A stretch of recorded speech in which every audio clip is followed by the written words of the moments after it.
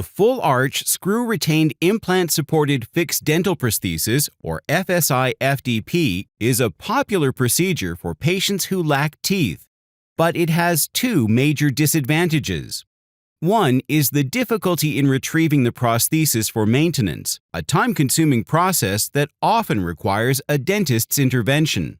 The second disadvantage is the difficulty in fitting the superstructure abutment connection, which can lead to biological complications if fitted incorrectly. To overcome these limitations, a new technique known as full-arch telescopic retained implant-supported fixed dental prosthesis with a professional retrieval system, or FTI-FDP, was developed. Not only does FTI-FDP have higher retrievability, but the easy removability of the superstructure in FTI-FDPs offers an easy option for dentists and dental hygienists to grasp the mucosal condition around the implant.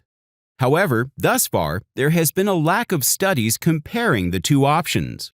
Recently, a team of researchers from Tokyo conducted a study to compare FSI-FDP and FTI-FDP based on changes in marginal bone loss, or MBL, risk indicators of MBL, and the rate of peri-implantitis, an inflammation of the tissue around implants.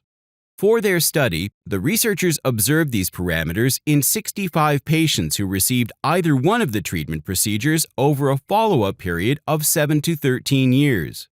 Findings suggested that patients receiving FSI-FDP and FTI-FDP exhibited comparable mean MBLs and rates of peri-implantitis. However, while an MBL greater than 1 mm was observed for 25% of FSI-FDP implants, it was only observed in 6.9% of FTI-FDP implants. Moreover, implant abutment connections, where external and internal butt joints carried higher odds than Morse taper joints, were associated with MBLs greater than 1 mm. These results indicate that opting for FTI-FDP might reduce the risk of MBL above 1 mm. They also highlight the superiority of FTI-FDP as compared to FSI-FDP. With its improved retrievability and superior outcomes, FTI-FDP provides an excellent option for dental care in elderly people.